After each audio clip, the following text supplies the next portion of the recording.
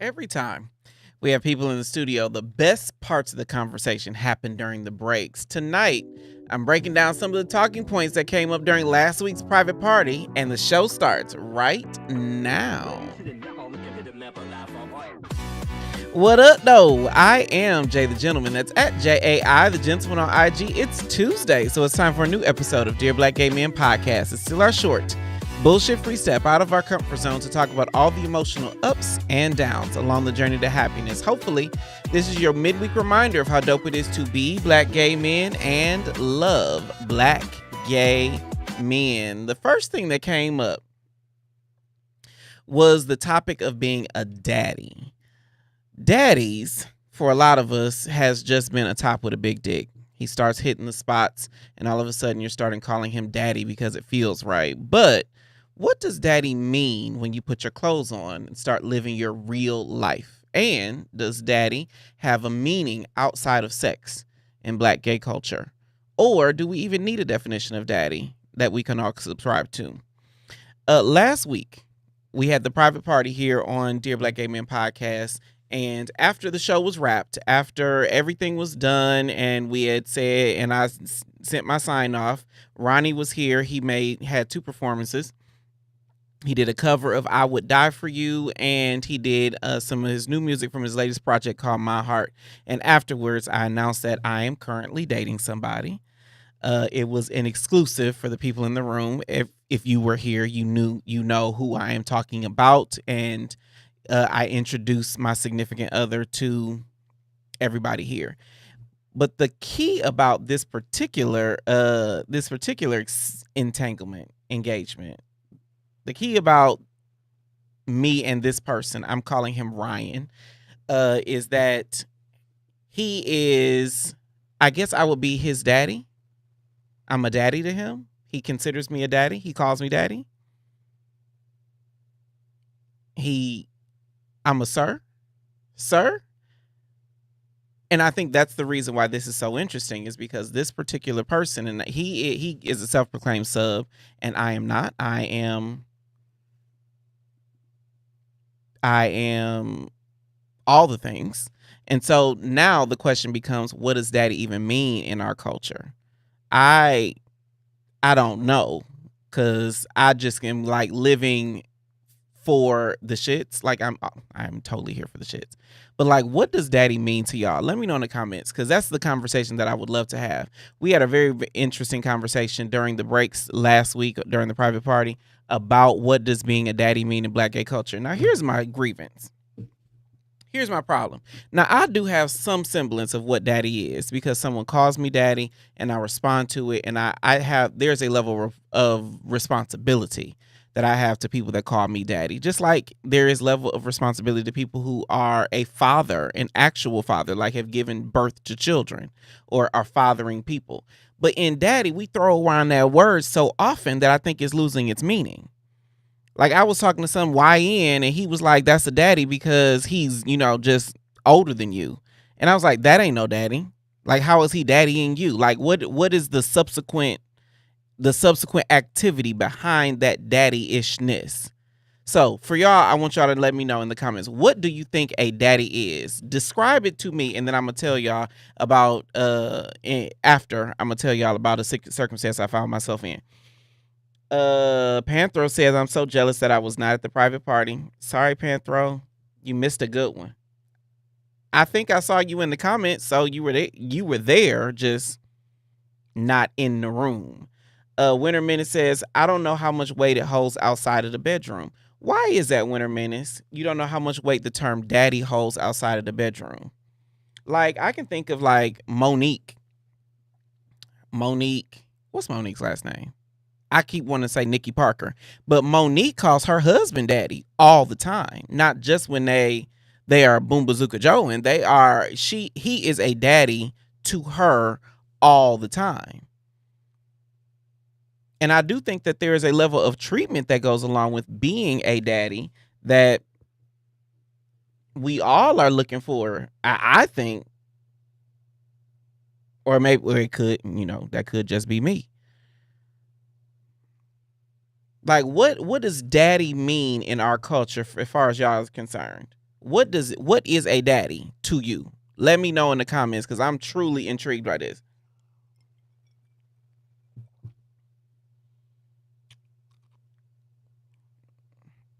WFM WFMG TV says, I know that's right, Jay. You know what's right. Which part are you responding to?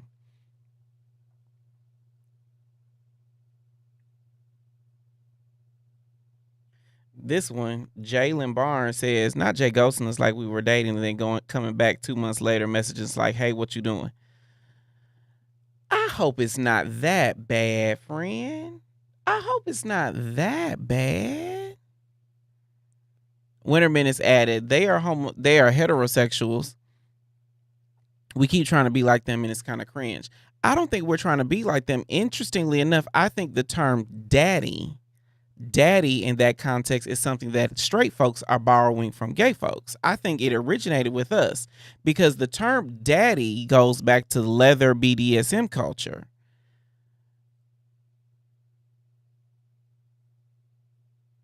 I think that sometimes in our culture, because this is a bigger concept, Winter Minutes, I'm glad you added that to the chat. And low key, I've been very nervous for the last hour because I was like, I hope I remember how to do this show. But it's like riding a bike. But I think what happens is we end up creating an aspect of culture that is really authentic to who we are as queer people, whether it is black or mainstream or whatever, like the term daddy. And then what happens is it's co-opted in straight culture because they see that we have a definition of these words. They see that we have a context and a cultural connotation to these words. And then straight culture co-ops it, and then all of a sudden the full circle moment is we end up calling this heteronormativity when really they borrowed that shit from us. Now, I don't have any research to substantiate that. I don't have any research on where daddy originated from and whatnot. But I do know that there is a definition in BDSM culture about what a daddy is. And that is definitely ours as queer people. And the fact that, Monique might call her husband daddy, I think that she is borrowing that shit from us and not the other way around. Just like Tamar, and I know people love Tamar and Nene Leakes and all the girls that be on the reality shows. But all of those quippy one-liners that they have come up with are because some butch queen gave them that shit.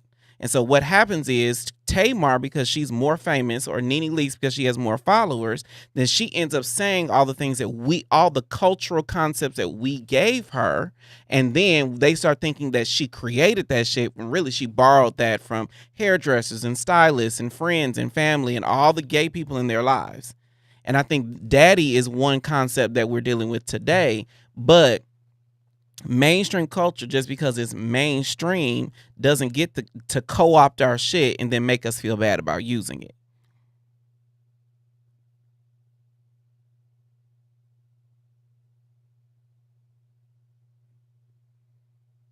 Maybe I'm going too deep. Y'all let me know in the comments, because I can be the drama. Jalen Barnes says daddy could mean a term of endearment for a man that's a provider, dominant, and masculine. Does a daddy have to be masculine? A femme person can't be a daddy. A butch queen can't be a daddy. Because the truth is, underneath it all, we are some butch queens. Every single one of us. We are all just one house beat away from being voguing on the floor shirtless with, a thong on. Like, we are all one step away from full butch queen. No matter how masculine you are, no matter what, the right thing comes on the radio or the right sound happens or the right show happens, and next thing you know, we all are vibing to the same thing. I will add that excuse me, I will add, like, that is one of the reasons why I am a circuit girl, because when you go in there, no one cares how masculine you are, no one cares how feminine you are. We are all wearing the same kind of jock strap or harness or whatever, and it does not matter. Same thing about nudist scenes and all the things. And so in my head, the reason why this conversation is so salient is because in spaces where we are all the same, where mannerism does not matter, where age may not even matter, then how are we defining these terms? Because I have been I go to a circuit party, people call me daddy all the time. I don't know if it's because of my size. I don't know if it's because of how I carry myself. I don't know it's because of how I treat people. But people call me daddy all the time, and I'm not tremendously masculine. I know that. Rolando says, but you're correct. Heterosexuals do co-opt gay culture after giving us hell for creating it. I absolutely agree. Heterosexual people, whether they do it intentionally or unintentionally, co-opt the things that we do and end up creating space where all of a sudden they think such and such straight person originated something. And like, it's unfortunate that, Monique, for some reason her last name escapes me. Maybe it's because her name is just Monique, but because Monique calls her husband daddy and that's the first thing that comes to mind, it makes it seem as if, this is now a heteronormative blah blah blah, when really she borrowing that shit from the gays. Whether or not she might not know that reference, she might not know what a daddy is in our culture, but that doesn't change the fact that that's where it started. Just like, the tongue pops and and all the things. Cardi B might not know where that style of communication originated, but that doesn't change the fact that there have been drag queens and butch queens and femme queens and the dolls and the girls that have been doing this shit for ages.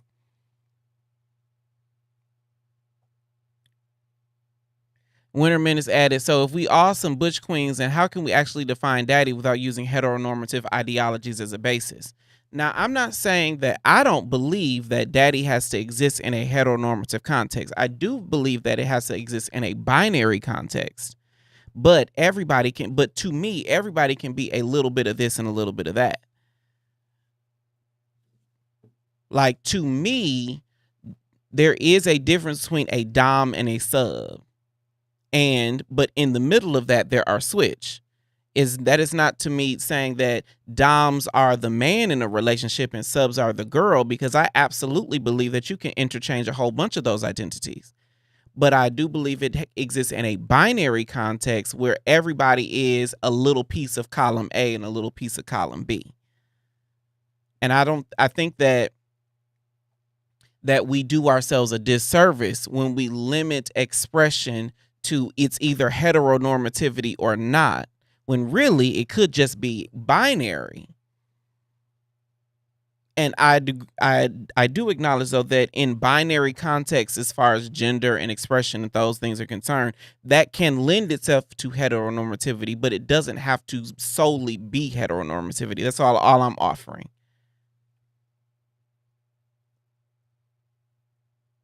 Panthro says, I love calling guys daddy. What do you mean when you say that, Panthro? Are you just acknowledging that this is a man, or is it deeper than that? When you call someone daddy, give that context for me, for those who use the term. WFMG TV says, are there femme daddies? So I'm going to turn that back on you, because I do fully acknowledge I'm not the most masculine person. I get called ma'am when I answer the phone all the time. I, paint my fingernails every once in a while. I carry a bag. I'm one of the girls. So I fully acknowledge I am not the most masculine. But there are a lot of people that call me a daddy. And, Baran, if he comes to the show today, he calls me Uncle Jay. I do think that I give daddy vibes, but that isn't limited to just masculine expression, unless y'all correct me, because I can be the drama. Rolando says, and Monique's last name is Hicks. Maiden name is Imes. She prefers the mononym though. Fair. Got it. Shout out to Brown Liquor. This is a bottle. I will tell you, this bottle has endured, because I only pull this out when I gotta get through a show. I was not able to rehearse this show like I wanted to, so I made sure that I could that I could like get it out. But yes, I'm just curious about the daddy terminology, because I think that a lot of us, and judging by the content, the chat, a lot of us assume that daddy equals masculinity, that daddy equals dominance, that daddy equals provider, that daddy equals father figure. And I know a whole bunch of straight men that are very soft and sensate and all the things. So I do not think that the more masculine, the more daddy you are. But my question becomes, how are we as a culture defining daddy? How do we define that for ourselves? What I will add is I talked to 20 bottoms and asked them what daddy means, because again, now granted enough, these bottoms were masculine and feminine. They were in relationship and out. Some of them were kinksters, but a lot of them were not. And I talked to 20 bottoms, 20 receptive partners, to ask them what daddy means. I was surprised that their definitions of daddy were so different. Not one of them, not one described daddy in remotely similar terms, but all of them agreed that daddy is not three things.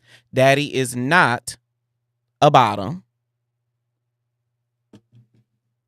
Uh-oh. Hold on.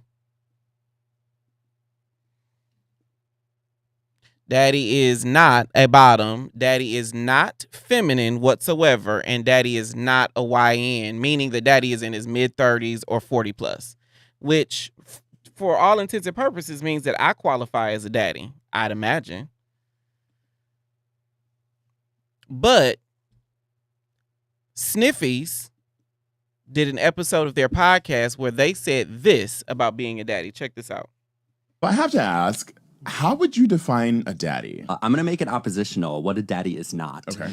A dom top with a salt and pepper beard with a 1.7 to 1 shoulder to waist ratio does not a daddy make.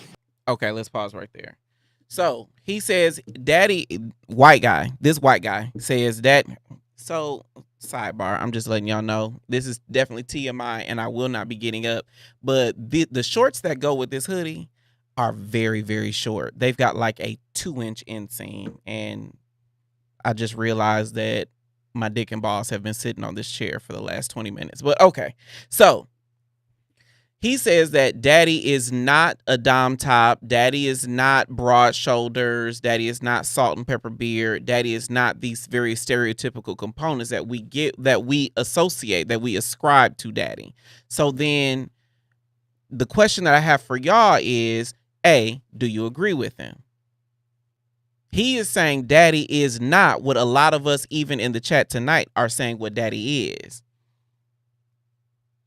Winter Minute says the term daddy is ambiguous. IF Will Banks also, as a kinkster, the term is a little different than the usual term. What do you mean by that? IF Will Banks. Panthro added, deeper, daddies, in my opinion, are primarily tops and carries themselves confidently, got their shit together, has good conversation, can hem me up if I get out of control, respectfully.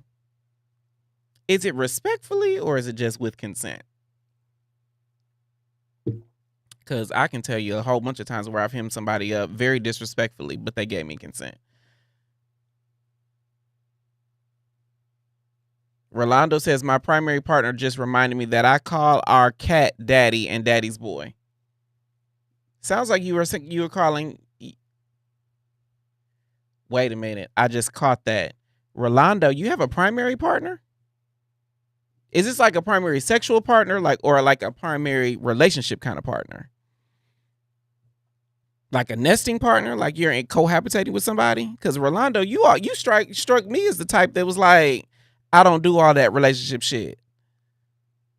You got a primary partner, friend? The fact that I have history with the people in the chat is just so amazing to me. But yes, Winter Minute said the term seems to be ambiguous.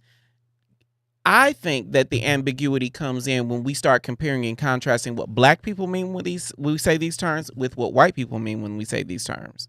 Like, I think everybody can acknowledge that in this clip, while there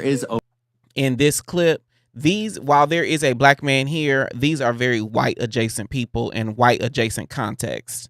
But when you come here to Dear Black Gay Men and we're talking black shit with black people and that like and love and believe other black people are dope, the context gets a little different. And if our culture is trying to blend these things together to create one queer definition of what a daddy is, then yeah, it gets very confusing to me. Rolando is married, y'all. Did anybody know that? Did I miss a memo? Did I miss a memo? I feel like I missed something there. I don't know if it's recent, but congratulations. That's absolutely dope. The term daddy seems to be ambiguous. I agree. The term daddy is ambiguous. Winterman has said, so daddy is dominant. That's about as much as we seem to agree on. Okay, I'm going to tell you something that's going to bake your noodle. Me and my significant other practice dominance and submission. We play in very dominant and submissive roles. He says he is a sub, but he is more of a switch than I think he realizes. I hope I'm not putting his business out. And he dominates me all the time. He'll tell me what to do. And if you can tell me what to do, you can tell me what to do. There are many instances in our sex life, in our love life, in our life that the person that I'm dating, I call him Ryan, that the person that I'm dating, that he is the much more dominant role. Now, he's not as frequently in the dominant role than I am, but there are many times where I gladly submit to his authority. Gladly, enthusiastically, absolutely. And even in those instances, he calls me daddy and I call him boy. And that is just how our dynamic unfolds. So yeah, I think it does get very confusing because, and let me add, I think it gets confusing because we are trying to create a cultural term for these very, very individual experiences. But the unfortunate part about that is I think that is queer culture in general. Just, I can think of, 50 different terms that mean something very different from person to person. Daddy means something very different from this subculture to that subculture, from black queer men to white queer men. Daddy has a very different definition. From people who are hard, firm kinksters, daddy means one very specific thing or many specific things. But for the rest of us who are just some freaks, daddy may have a very different meaning. And my research, because I interview people all the time. My research, I talked to 20 bottoms, and the only things each of them, all 20 of them agreed on was what daddy is not. Daddy is not feminine. Daddy is not a bottom. Daddy is not a young nigga.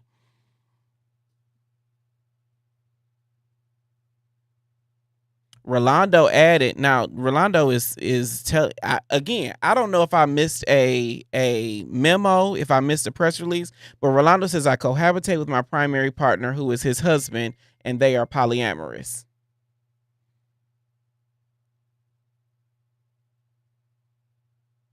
Panthro says, yes, we knew that. I missed it.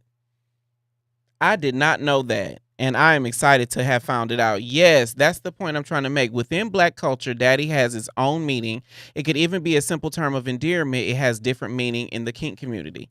But even so, what I'm learning, or what I have learned, is kink even from black queer men or black queer people or just black people. Kink is very different. The terminology means something very different from black to white, or from urban to mainstream. And I do agree, because Rolando said that even it could just be a simple term of endearment. Let me ask one other question. If we call if daddy is a term of endearment, like let's just assume that it's left there, what is the opposite of it? Like if I call you daddy, excuse me, if you call me daddy, then what are you expecting me to call you?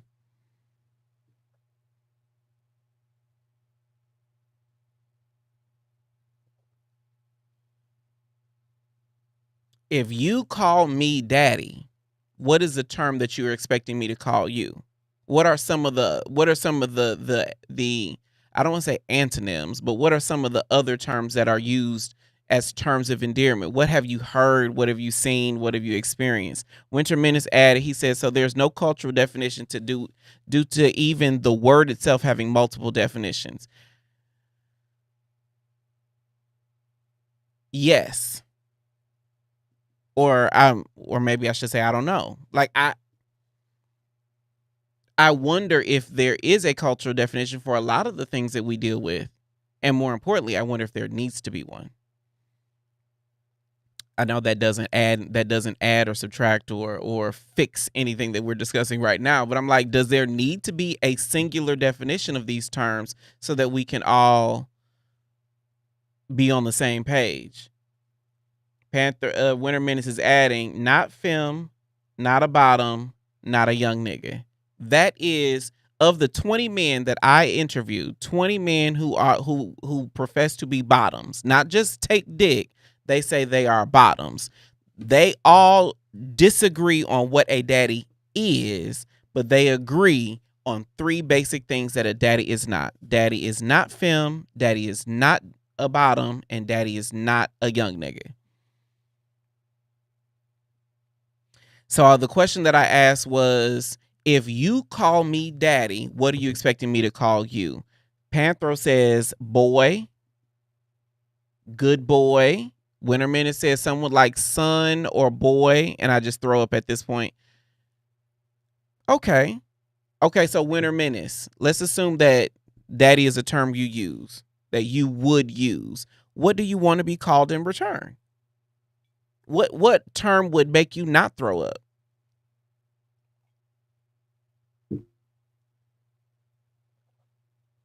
Rolando says, yes. Panthro says, Rolando, yes, I'm forever a boy in my Beyonce voice.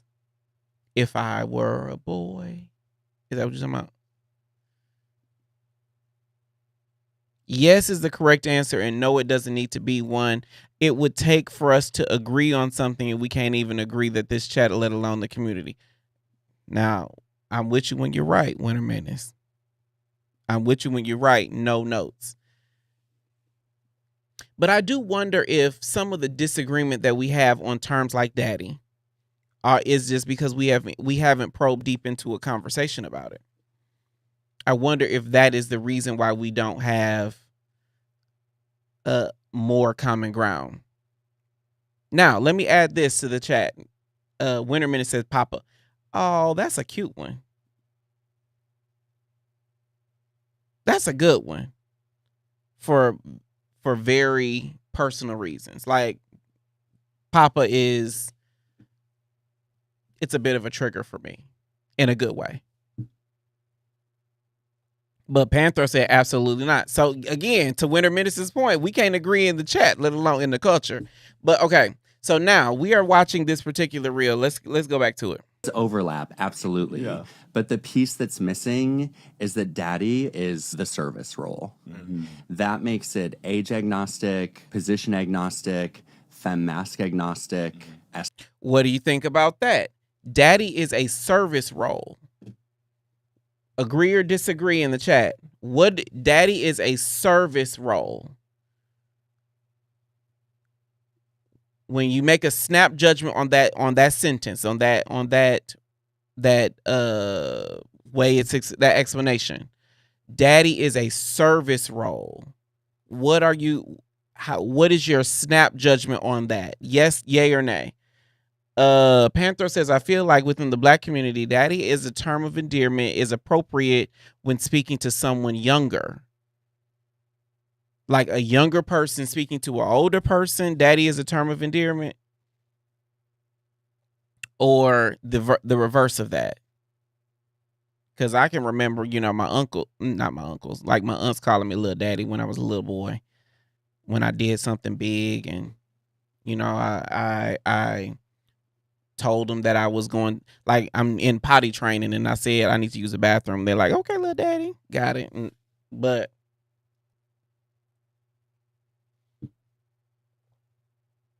Mr. Calvin said, that's how I am with the person I'm seeing. I'm just stepping into the verse bag, so I've let him top me, and he still calls me daddy. I think he calls me that because of my age, and I'm his top. And see, I can't say for me that the term daddy does not have a positional connotation, because I have not bottomed for the person I'm dating. Ryan is the name I'm giving him. I have not bottomed for him. I would if he asked me to, but I have not bottomed for him. But he calls me daddy. But daddy does not denote dominance, and it does not denote masculinity, because he is relatively femme. Although he is a butch queen, I have my femme ways. I am a butch queen. But between the two of us, we have negotiated who is the daddy and who isn't.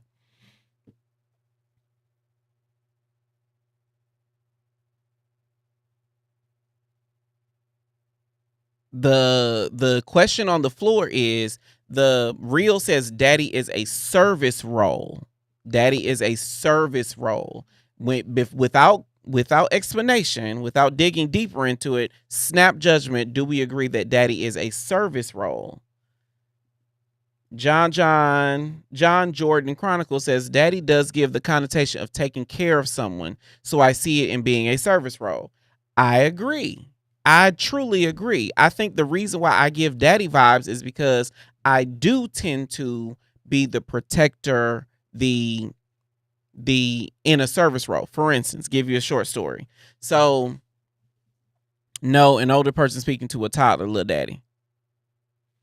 Now, let me make sure I'm clear when I talk about my story. It was not, predatory. It was, it was very cute. I don't want anybody to get that impression. But now I'll tell you a story about Ryan. So Ryan orders a lot of shit on Amazon. He orders all kind of shit on Amazon. And Amazon will bring you a box inside a box inside a box. But in Ryan's complex, the trash can is so fucking far away. And so he will just sit all the boxes in one corner until he can break them down and take them to the recycling or wherever he does. To me, as like, it is an expression of my daddy-ishness that I take out the trash.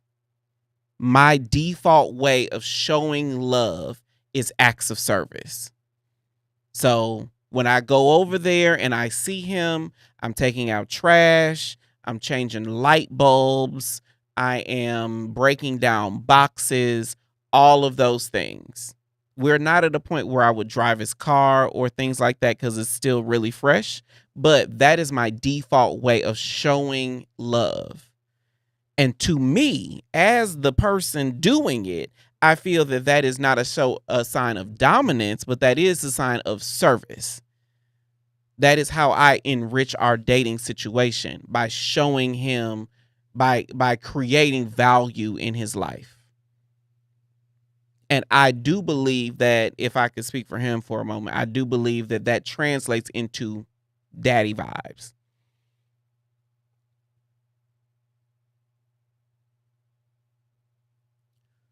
You got it, sir. You got it, sir. Older to younger only. It's not very endearing to say it when an older person you're related to gives me the ick. Fair.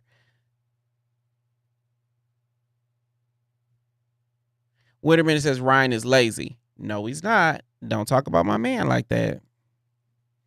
Cause I don't want to have no issues. I love everybody, but Ryan is my person, so we're gonna make sure that we keep it above board. Ryan is not lazy, but if I were to add some context, he had a very, very busy week. Very busy week. Ryan is I'll just say he's booked and busy. So walking boxes to the trash can was not top priority for him. When I hear service, I think of someone catering to you. Is that a bad thing, J926-1? Is that a bad thing? Can a daddy be the cater to you role?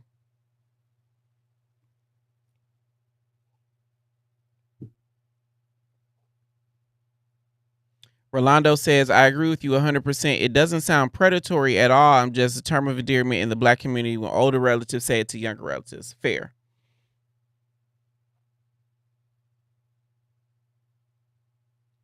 Rolando says, but daddy is taking out the trash, changing tires, providing, etc.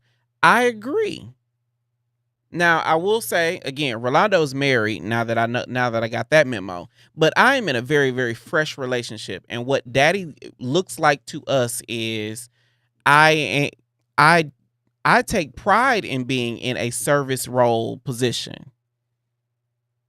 And even if it can, even if it related to sexual position, I do believe that giving dick is a service. But that's just me. I believe giving dick is a service. I am there to serve. I am there to justify the douche, justify the change of your diet, justify all of the things that take into bottoming. I am there to make it make sense. So I can't be no minute man. Winter Menace says gender roles. Now, Winter Menace, I do wanna double tap here. Gender roles. And the reason I want to double tap there is, are we as a culture saying that gender roles on their face, regardless of implementation and execution, that every gender role is a bad thing? Because that's not my story. I light up when I get to be the man of the house, and not in a toxic way. I encourage every person. Like, for instance, I'm the oldest man in my family, and so when my brother or my sister or my mother or my sister-in-law, when they call me for advice or needing something, I feel as if it is my responsibility as the man of this family to activate. Or taking out the trash for Ryan, or like smaller things. Like if I am laying next to someone in a bed that I care about, I always sleep closest to the door. I also always walk on the outside of the sidewalk. I feel weird when I don't do that. I open car doors, open doors for someone. It's a fun fact. When Ryan and I started, I said, hey, nigga, I open the doors around here. And the only reason that was a thing is because he has been taught by our culture that being independent is key. And I'm not knocking his independence because he, takes care of his home. He has his own home. He pays his own bills, all the things. But culture had not taught him that that people will activate for him in certain ways in his life. So I don't think all gender roles are bad. I just think inappropriately applying gender roles can be bad. And I'm hoping, I hope I'm not talking, I'm announcing Ryan, so I'm dwelling on this for a second, but I hope I'm not speaking, I hope I'm not speaking out of turn. But he and I have figured out a level of incorporating gender roles in a way that's appropriate to what he and I are building. But I do believe that in queer culture, especially in same and similar gender relationships, we can have a whole bunch of different variations of those gender roles and that be okay. Rolando DD said, I don't believe gender roles are a bad thing, but I don't believe they should be rigid. Agreed. I don't think anything in a queer relationship should be rigid. Yeah, I don't think there much of anything that should be rigid. Because if I get with you and you a bottom today, but tomorrow you be like, "Ooh, can I eat your ass?" I don't think that that should be a bad thing. Panthro says, I understand, Jay. When I visited a guy and he came home from work, he would hug me and ask if I needed anything before he got settled. Yes. Yes. And the weird part about that is I know that black men, especially black men, and especially black men who also love black men, there are ways in which people have never activated for us. I have friends who someone has never asked them, "Do you need anything? How is your spirit? Are you well?" I have friends who no one has ever opened a door for them. No one has ever pulled out a chair for them. No one has ever whatever. Now, those norms are very appropriate for some people. Some people feel uncomfortable if someone else opens the door for them. But I am always surprised at how many people really do want someone to activate for them, but they don't get it, so they just assume it's never going to happen.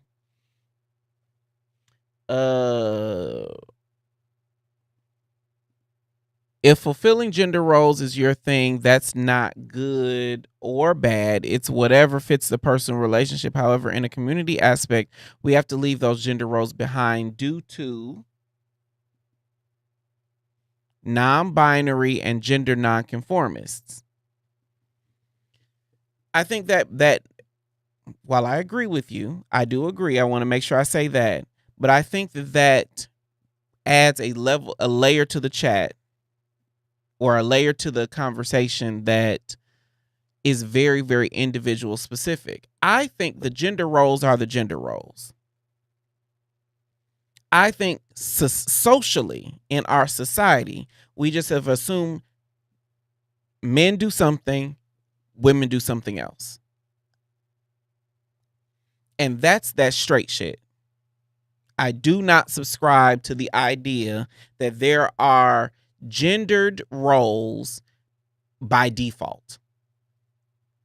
Because I am a man and I am attracted to cis and trans men, my job is to ensure that however I express my gender roles, however I express the roles that are authentic to who I am, reflects what fulfills me. And so if I can look at the person I'm dating, the person I'm with, the person I'm fucking, the person I'm whatever with, and be like, these are all the roles available to us, both men and women, male and female. We each should be able to pick and choose which roles work for us and figure out how those things fit together. Yes, I do like taking the trash out. And I like the fact that he needs me to take the trash out. In addition to that, he makes better reservations than I do. He knows better spots, better restaurants to go to. He knows better hotels to have cocktails at.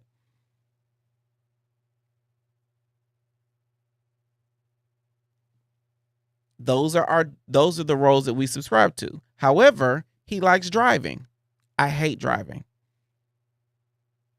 But I'm the daddy, so one would assume that I should be driving everywhere. But if I never had to sit in the driver's seat, I'd be okay. Okay. All right, teammates. We got to keep going. I am curious though. I want to talk through this daddy concept. So if you've got an opinion on the topic, you can hit the link in the description or go to livestream.dearblackgaymen.com to join me on the show right after the break.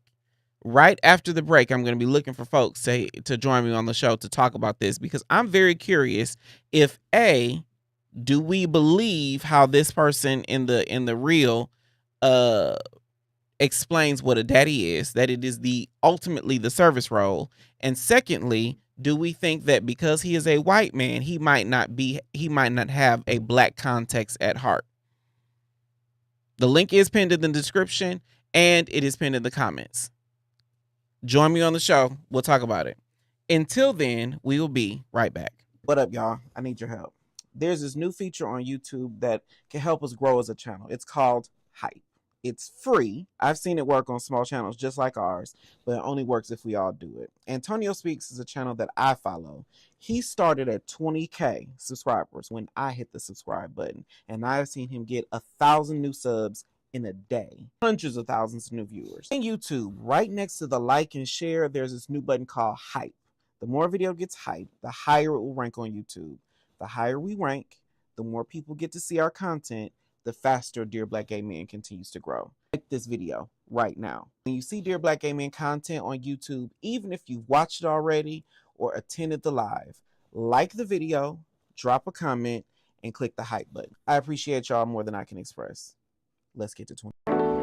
What up, though? I am Jay the Gentleman, and I host all the craziness that happens right here in the back room. As far as I know, we are the only queer-led podcast that has its own studio in Atlanta, and we party in the back room. We have a Kiki in the back room. Get that gooch licked on or something. Like, figure it out. Like, we have a cocktail in the back room.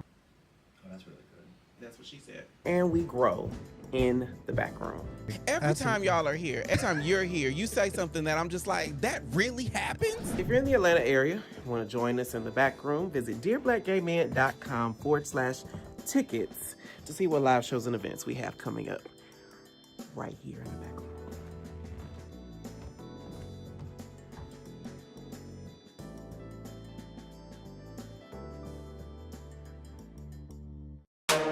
We ain't never had a conversation this good. start fighting and it's over nothing. Like, why? Nothing was off limits. What do you look for? Top thing, first thing. You Honestly. scrolling on the apps and you like, how has HIV impacted your dating life? Then it got a little petty. Worked the same way that the negative hole worked. And I said, Celebrating National Black HIV/AIDS Awareness Day.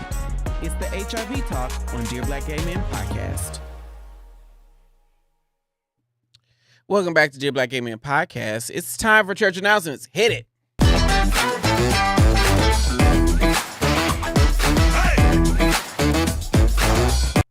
Every week, I write about the ups and downs of my dating journey on our blog on Substack. It's a deep dive into my emotional and sexual trials while I manifest my man in 2025. You can join for free by clicking the screen now, or the link is in the description. This one is called Bottom Deserves to Come Too.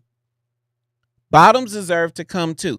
I will tell you, this is my magnum opus of what it means to be a service top. I have talked ad nauseum on this show about how I believe that I am what they call a service top. I got this term from our episode that we did on kinks with Dr. Ra, and he said that he gave me the term service top, and then I did a deep dive and realized, yep, that's mine. That makes sense for me. And so I'm recounting a particular entanglement that I had where I got the distinct impression that the person that I was fucking did not feel as if that he deserved to come until I got there. And I had to put a shift in the atmosphere. And this is the story. Bottoms deserve to come too. You can click the link in the description, or you can click on the screen to read the full story. I'm not that dominant, but I don't bottom. That was a DM that I got from a viewer. He's heard me talk about being a service top and thinks that might be what he is, but needs some insight. First, I'd recommend taking the BDSM quiz. It is the better alternative for Black gay men than the love languages quiz. You can comment service and I'll send you the link. Second, Black queer culture isn't particularly set up for men who blend identities. A lot of us assume that tops are all dominant and masculine and all the things, or that bottoms are all demure and mindful and just waiting to be taken. But the true tea is that we are not monolithic, even if our own culture and kinsmen assume that we are. So as you journey towards self-discovery, viewer, listener, ask yourself these 3 questions to see if service top is right for you. Number 1, would you consider yourself a pleaser? not just sex. Service of any kind starts with the desire to give pleasure. If you'd like to figure out what really turns someone on, then proceed with caution. Number 2, do you have to come every time? Every top has fucked a bottom, then got up and left. That's just kind of the nature of the beast. When you lean towards service tops, you might not mind a bottom fucking you, then getting up and leaving. And I don't mean a bottom bending you over. I mean a bottom giving what he needs and moving on. Then number 3, brace yourself. Does your partner's emotional desires matter just as much as their sexual desires? Bottoms will tell you how to treat them outside the bedroom with what they do to and with you in the bedroom. Do you find yourself stroking their mind and their heart just as much as you're stroking their hole, even with hookups? Do you give husband dick when you have no intention of becoming their husband? Being sensate and emotionally aware are telltale signs that you might be a service top. And these 3 questions have not failed me yet. Follow for more dope queer stories. The best way to support what we do here on Dear Black Gay Men is to become a YouTube member. Members get access to exclusive conversation, the members only chat, behind the scenes content, and you can join me to chop it up right here on the show. A portion of our proceeds, YouTube memberships, will be donated to an Atlanta area nonprofit providing HIV prevention and care in Black gay culture. Just hit the join button below this episode or send a super chat of any amount. For all the latest updates, follow me everywhere on socials at JAI, the gentleman, on Instagram and Threads. That concludes our church announcements. Please govern thyself accordingly, and we will be right back. What is stigma? I truly believe that it comes up when you think something can't happen to you. Like when we think we could never be femme, so we end up with femme phobia laced all up and through our dating profiles. Or when we don't be out there like that, so we slut shame people for doing openly what we try to sneak and do privately. But there aren't too many spaces where stigma rises to a criminal level like it does with HIV. Knowingly gave her HIV and never told her he was infected. We're talking to 4 Black men from across the country, all living with HIV. I want to see how stigma comes up in their lives and what we can all do to overcome it.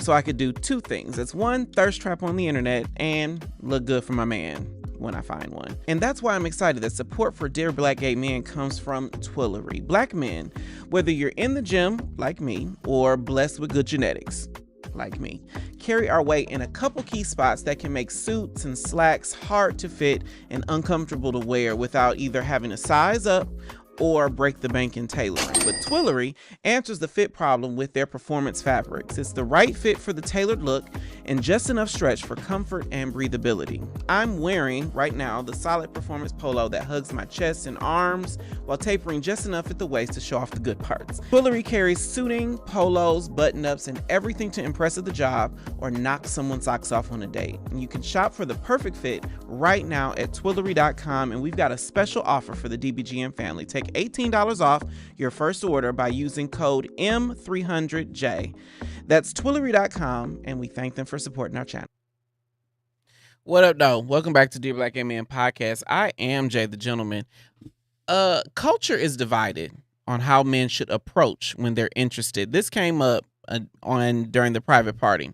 I asked 20 men, because again, I am the Ask 20 Man guy, how they prefer to be approached if someone was trying to get their attention in 3 different scenarios. Number 1 was out at night in an obviously gay venue. Number 2 was online on an app of any kind. And then number 3 was outside of the venue that's not obviously gay. I'm going to start with the online since that's how most of us start our dating process now. Queer culture is divided on the topic. Let me know in the comments, what's the first message someone can send you in the DMs to get your attention? And then we're going to come back to the service topic. While y'all are tapping in, this is what Dominique Morgan said about the topic. Check this out. To the niggas in my DMs, get to the point. I'm not one of them young trans girls who enjoys the chase. I'm not going to coax it out of you. State your business. Can I ask you a question? That was already a question, nigga. What do you want? Let's pause right there. Okay, teammates, y'all gonna have to help me with this one. First, Rolando, I feel like now that I know you married, you might be a little greedy, friend. He said ass pictures get my attention. Fair. A good. So let me tell you about an ass picture. Like, the best part of an ass picture is when you are posted up doggy style and you got the muscles on the side of your spine, and it's like a track that goes down the middle of your back. Or if you got the dimples where your tramp stamp will be, like where the gluteus maximus meets the whatever that back muscle is, love that. Or when you got a heavy piece of meat hanging between your legs. Like, a heavy piece of meat hanging between your legs makes your hole look better no matter what. So if you're gonna send me ass pictures, hopefully you got one or all of those. If not, though, it can still be a great ass picture. But what is the first message that someone can tell you, can send you online, that is immediate scroll stopper?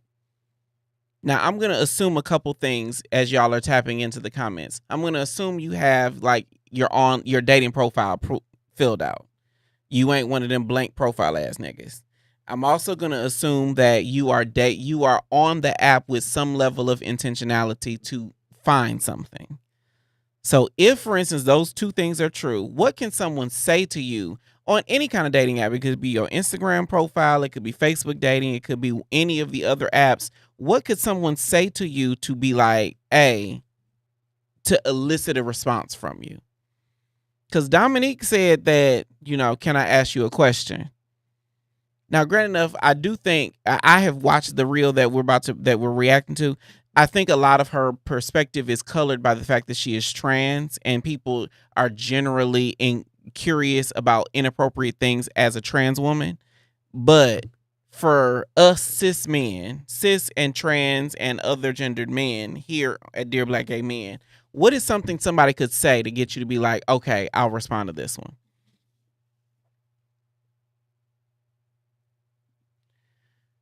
Mr. McCalvin said the message don't have to be deep. Just say hi. And Jay, what you just described is an aspect exactly what I like to. Yes. I will tell you, if for instance, because I don't mind being on the dating apps having a conversation about entangling. I can set up a hookup on the dating apps and still consider you for dating. But if you gonna send me some ass pictures, make them good. And the way to get me is, first, I think the foundational piece is you got to have a pretty hole. You can't have the speed bumps on the road to glory. Secondly, that a good back. And a good back does not mean muscular. It does not mean big. It means good. And that is that little track that's going down the middle of the back. If you got that, you are winning, friend. Secondly, if you got the little dimples where the ass muscles meet the back muscles, 10 out of 10. And then if you got a hefty piece of meat hanging between, give it to me straight. Or gay. Or curved or hooked to the left or right or up or down. Just give it to me. So if you're going to send me an ass picture, that is a scroll stopper for me, but make sure it's a good one. Things that make me absolutely cringe are nude pics with unkept feet. You ain't got to have, uniform, freshly manicured, but if you ain't cut your toenails in the last 2 weeks, don't take no pictures with your feet in it. Just like if you got that long ass pinky nail, I don't need to see your hand in them dick pics. Maybe that's just me. It could just be me. I could be the drama. But if you got that long ass pinky nail or you don't clean under your fingernails, I don't need to see your hands in the dick pic. If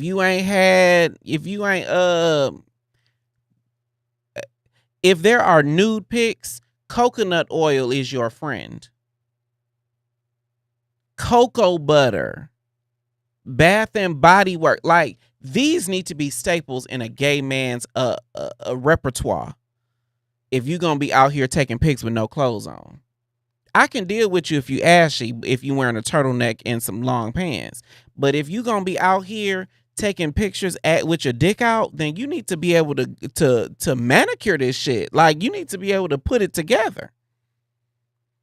Now, granted enough, let me make sure I'm saying this. No, we are not only about sex, but I am responding to a message.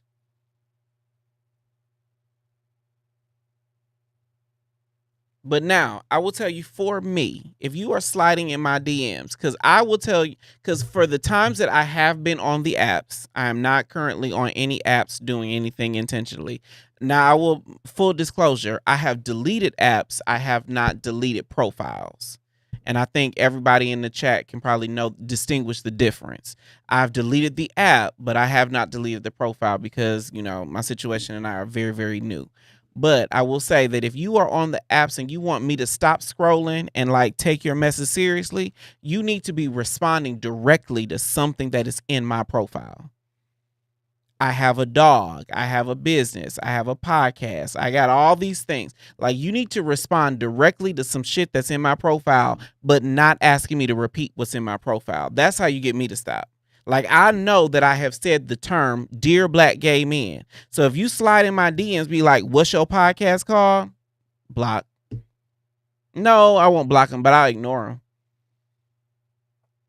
In my profile, I have said I have a big ass dog. So if you hit me up, be like, what kind of dog do you have? Big ass. He is 85 pounds of magical love, and I love him. Now, if you say what breed of dog, now that's a different question. If I know I have said that, you know, I'm Kenyan American. So if your first message is, oh, you African, never going to take that seriously. You need to be able to tell me, you need to show me that you are inquisitive enough about what I have already provided to ask me a question or have a coherent conversation. If all you got is some generic ass, I saw one detail on your profile and stop scrolling, then nigga, I'm gonna stop scrolling too. Better yet, I'm gonna keep scrolling.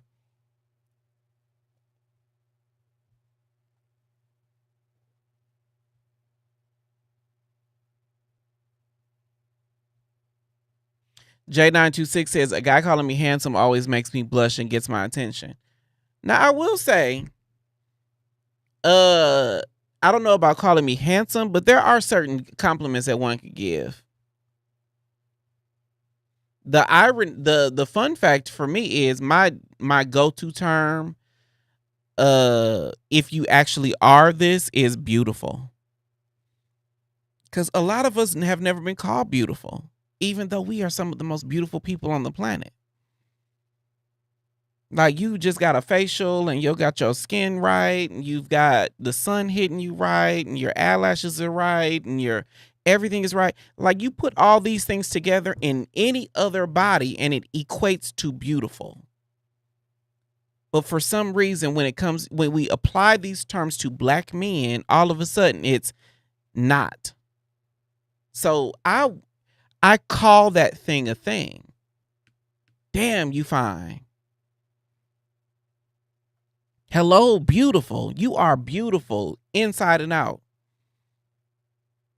And I think, and it is not and I'm not intending for it to be emasculating, and I'm not intending for it to be demeaning, but black men are some of the most beautiful creatures on God's green earth. So I make sure that I say things like, hello, beautiful, if I truly believe you are that. Now I ain't gonna blow no shit up your ass and be like, you call you beautiful just 'cause I'm trying to get in your pants, even though you ugly as hell. J926 added, I use the word gorgeous. Yeah. I think we've got to de-genderize some of these terms, which ironically is the exact opposite of this daddy conversation. A black man, I don't know about every man, but a black man can be gorgeous. We got some fine ass motherfuckers in this chat, in this culture, in this identity. A man can be gorgeous. A man can be beautiful. A man can be fine as hell.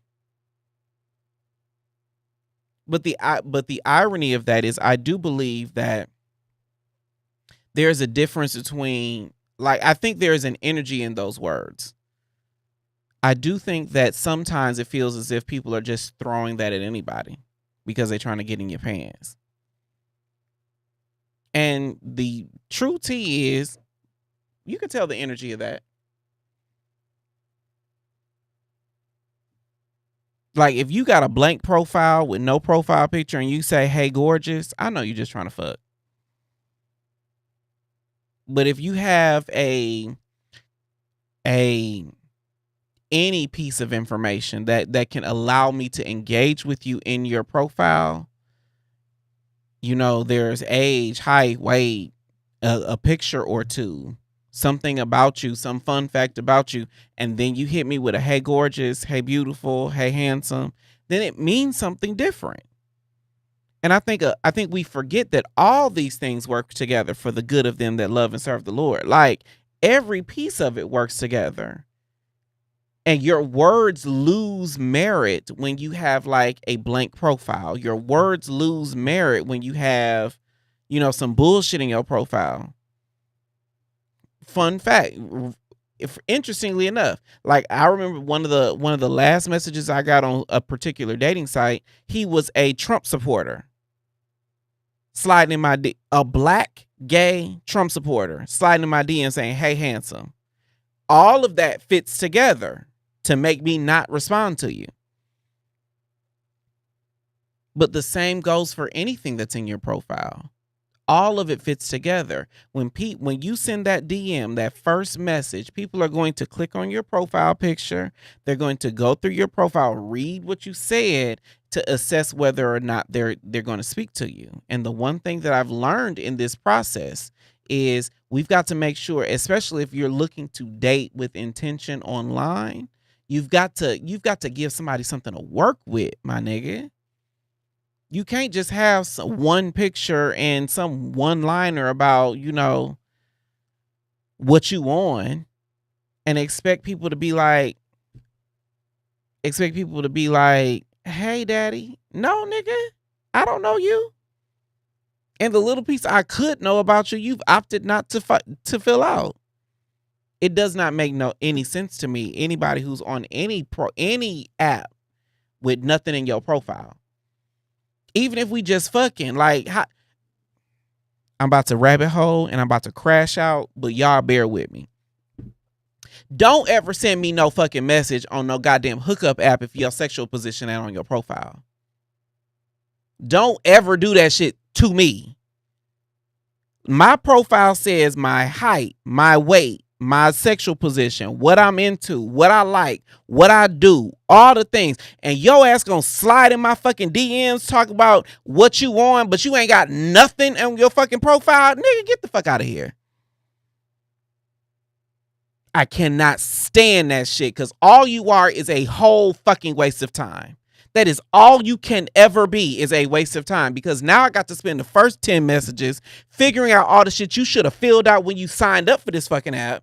And then I got to spend the next 10 messages figuring out that you can't even fucking host. You ain't got no car. You don't live by yourself.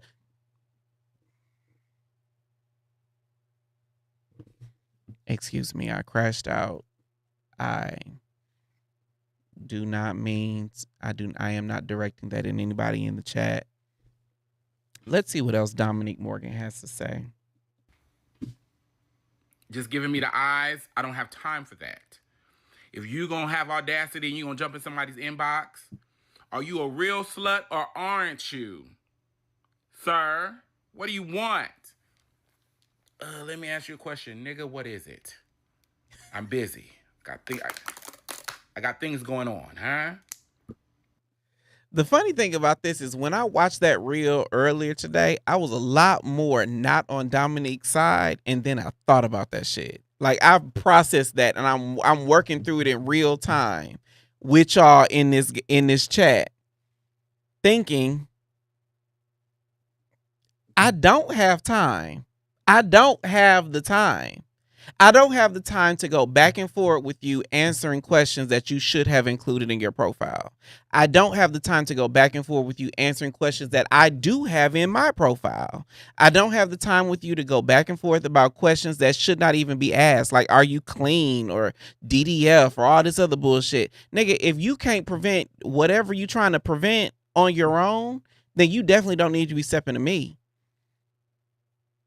I don't have the time for whatever stigma-laden, closed-minded ass antithetical approach to dating and fucking that you are trying to bring to me. Get your shit together, my nigga. Let God be true quickly. Quickly. LGBTQ, my nigga. Like, here I am. I really was trying not to crash out, but that one just rustled my feathers in the worst possible way. Kev says, Dear Black Gay Man, Jay, that agent supporter from episodes ago, slide in your jacked app DMs.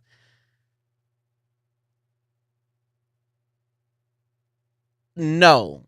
Oh, okay. I process it. No, it is not him. The person that I talked to has a partner and they are happily married. Happily married. Although that marriage might get overturned soon enough, but that's a totally different topic that we don't have to get in. They need to clip what Jay just said and play it as an ad on all these gay dating apps. When I put it in the little app thing to start editing and send it to the editor, I'll make sure it comes out. Follow me on Instagram and I'll make sure it's there. Whole bunch of emojis in the chat. I'm a panthro. Rolando said bullseye. Fair. Let's see what Dominique keeps saying. My God. Oh, sorry. You know. So I'm just saying. No, I don't want to get in on your business plan. You want to send me a cash app? Send the motherfucking funds. And if I'm not doing that. Pause right there. That's the way you can get me to stop scrolling. What's your cash app? Immediate block. But I'm sending you a cash app. That's the way to get me to stop scrolling. I don't give a damn how long me and my man been talking. Because I guarantee you, you send some money to whomever's household we are representing, he's going to appreciate it just as much as I do.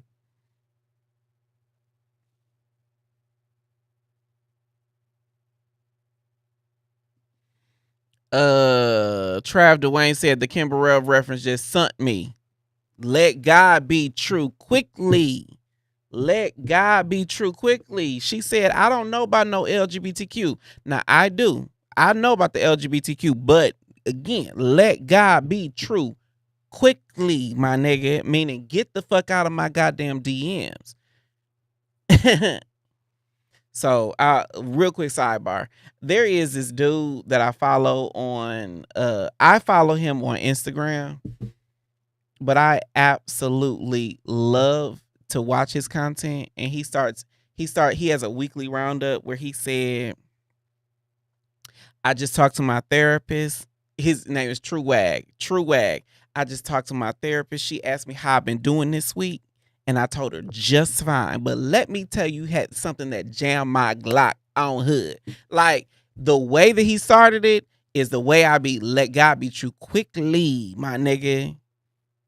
If I could add on hood to my repertoire, because he's from St. Louis, I promise I would. Let God be true quickly on hood. That would be my whole life. On hood. Everything would be on hood. On hood, my nigga. On hood. Let's keep going. Dominique, talk to me. Oh, what you doing? What do you want? What do you want? I just wanted to say that because I'm trying to go through my inbox and stuff, and because people send lovely messages, and I don't want people to think that I'm not being responsive or appreciative. And then I look at them like, what am I supposed to do to that, to the eyes? Let's just get excited because a nigga is speaking to me. No, you're not. No, you're not, sis. You're supposed to pay that shit just like all the rest of us would. Okay.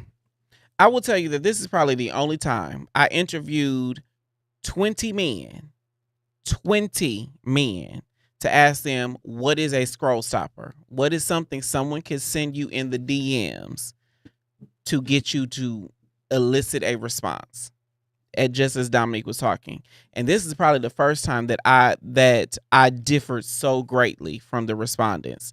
12 out of the 20 men said that in a gay venue, they out on the town, they outside in a place that is absolutely gay, they prefer to be DM'd instead of approached, because that way they can do two things. Number one is they can lightly social media stalk you to see who you are. And then number two is they can avoid awkward interactions if they're not feeling you.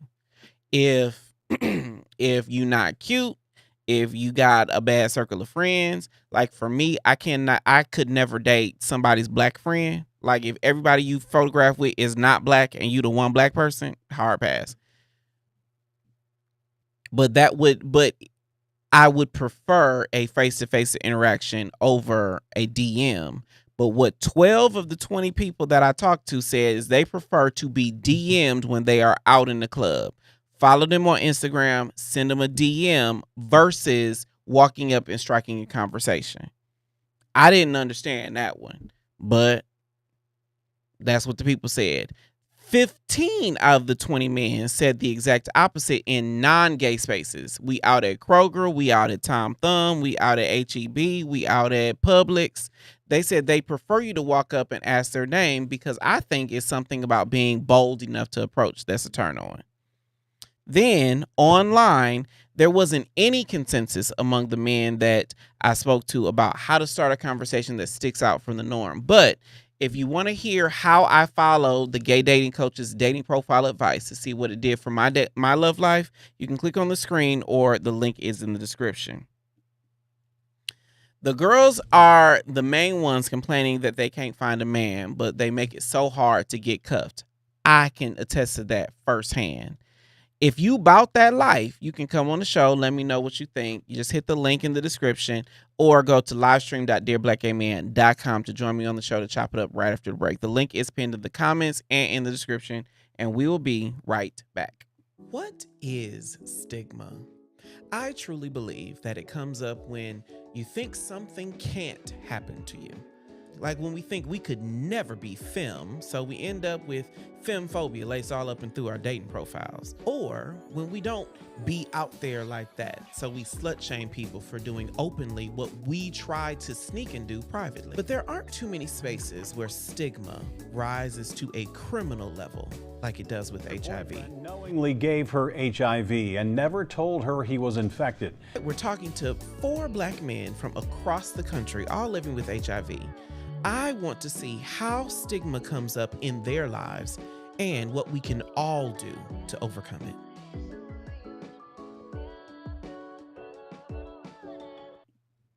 The comments, what up though? Welcome back to Dear Black Gay Man. Before we head out, let's comment on comments. Hit it.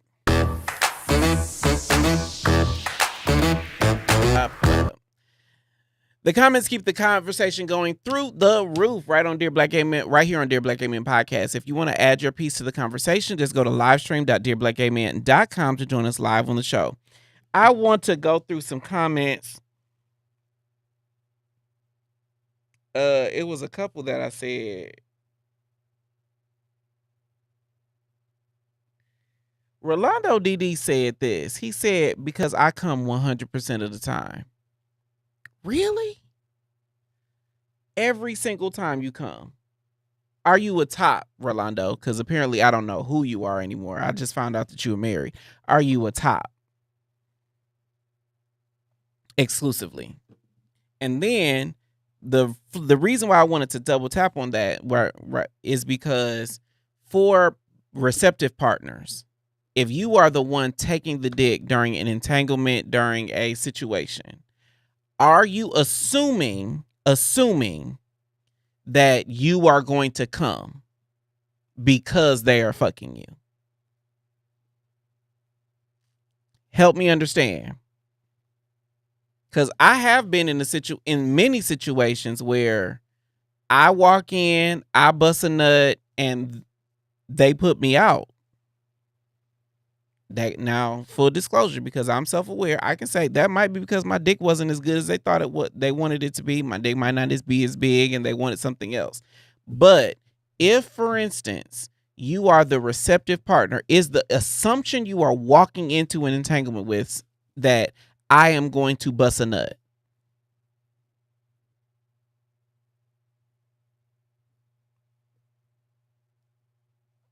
Let me know in them comments. Rolando DD said, yes, I am a top exclusively. So you come every single time. That's fair. But help me understand, people. Like, are we saying that every single time that tops and bottoms walk into a sexual situation, you expecting to bust a nut? Because I know a whole lot of bottoms who are like, no, I don't want to come because if I come, I can't get fucked no more. I know many, many bottoms that prefer not to come because they want to continue to get fucked by either different men or go for another round with the same man or a whole bunch of things. And one thing I know is that for a lot of us, myself included, the second that I bust that nut, that booty hole closes up tighter than Fort Knox.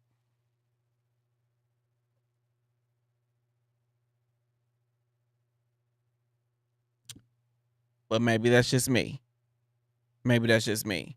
For everybody watching, you can put that in the comments. Let me know in the chat. Do you expect Trav Dwayne added, he said that fucking ghost stuff is tied through and delayed. Fair. I don't fully agree, but I do acknowledge that is your experience.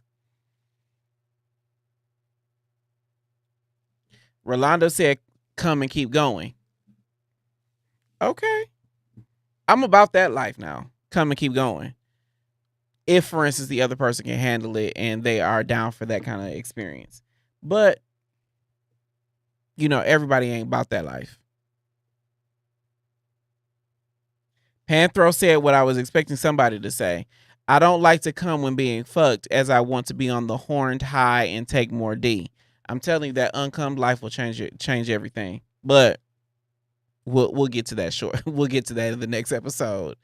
That was our show. I am Jay the Gentleman. We'll be right back here with another episode of Dear Black Gay Men Podcast, Monday through Thursday, 9 p.m. Eastern. For more exclusive content, join me on Substack at dearblackgaymen.substack.com. The link is in the description. I appreciate you all more than I can ever express. I will see you next time. Bye.